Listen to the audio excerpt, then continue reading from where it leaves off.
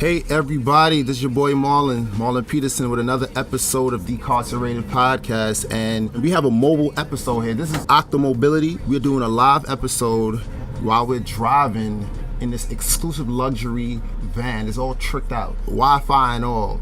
And of course we had to do this episode, this special episode, because of, when we think about style and like a luxury, I'm always bigging them up, but we're interviewing Johnny Perez. What up, Johnny? Hey, what's going on? Glad to be here, man. What was Johnny like before he, went away? Because you were first time you arrested, you went to Rikers Island, you were 16, right? Yeah. So first of all, before we begin to the arrest, I know you're a Cuban immigrant. So what do you remember of when you first came to America, and how old were you?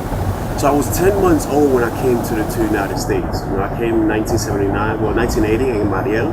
And that's basically, if people seen Scarface, the beginning of Scarface, where all of Cubans like on the boat and all of that stuff, that was exactly, as my mother described it, the way that we came into this country. We literally came here on the boat, landed in Miami, and then we emigrated to actually Hartford, Connecticut.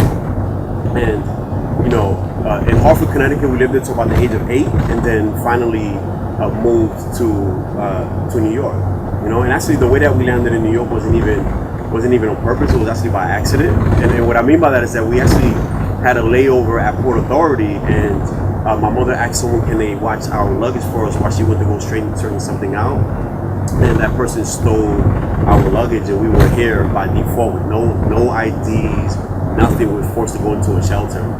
So if it wasn't, actually ironically enough, it wasn't for a police officer who rented us a room at a hotel that night, we would have literally just slept at the Port Authority that night. And the next day we went into a family shelter on 282 East 3rd Street, downtown Lower East Side. And I've been in New York ever since. And I was about 11 years old when that happened. And when you all finally settled down, which part of the city did y'all settle down in? So we settled first in Manhattan, actually 103rd and 1st Avenue.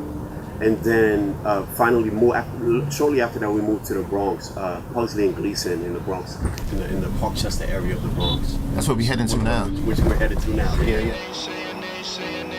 But we actually just pull up on Pugsley and, what is it? Gleason. Pugsley and Gleason for you Bronx folks. So this is where Johnny grew up.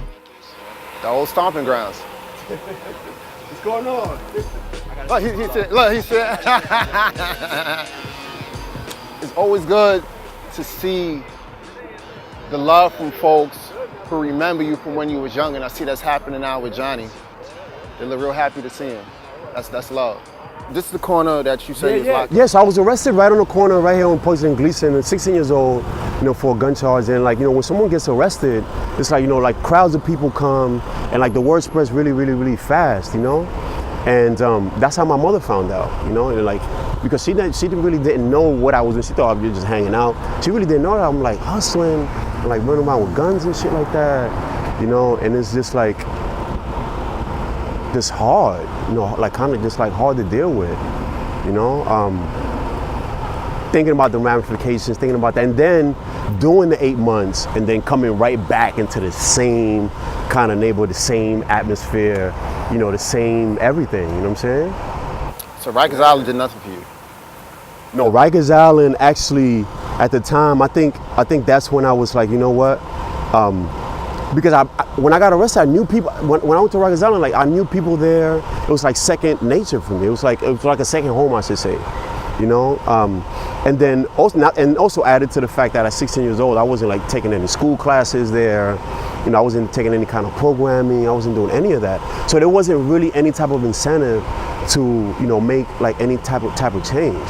It was more let me make some connections so when I come out. And then also at the time too, it was almost like a rite of passage to go to Rikers Island and come out, and without no cuts on your face, with you still got the same sneakers you went in with, So what happened was that it just self-reinforced the idea that I should be behaving like this, you know what I'm saying?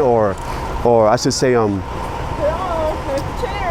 it allowed me to buy into a criminal lifestyle a whole lot deeper, in a sense. I was wanting to ask too that when you got locked up, you said everybody saw you had love in the neighborhood. People weren't get him out of here. People were what's the reality? People were y'all taking one of ours, you're taking one. It wasn't get him out of here. Yeah, no, it was damn, they took him. Like, what do we do now?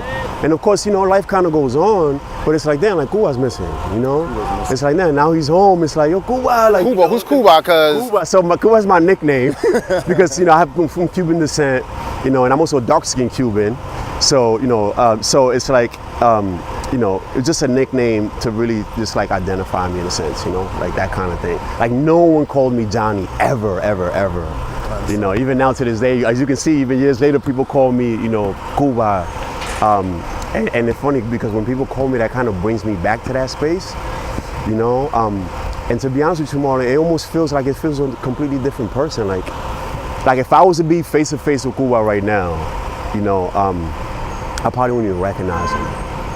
That's how different my life is now, and also how deep of a transformation during my incarceration that I went through. That when people call me Cuba, it's like who's that? But when I went to prison, we ain't get to the prison yet. We're gonna get to that in a second. Yeah.